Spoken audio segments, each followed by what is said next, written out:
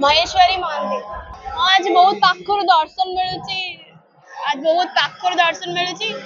शांति श्रृंखला रे माने जिबासा कर पारे भोग आउ पानी मध्ये फ्री रे मिलुची। मो ना फकीर रावल मु एठाकर सेवायत।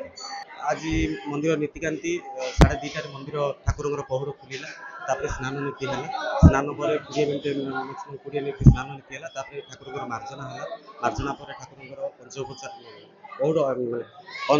बड़ सिंहार भेष है ठाकुर पंचोपचार पूजा है 108 लड्डू 108 मोदक खिचड़ी भोग जोटा कि भक्त मान वितरण से गुड़ा सब भोग है भक्त मान बाहर भक्त मान सब अखंड दीप चढ़िले अखंड दीप पर ठाकुर मंगल आरती है मंगल आरती है 4:30 है 4:45 लोक दर्शन छड़ा।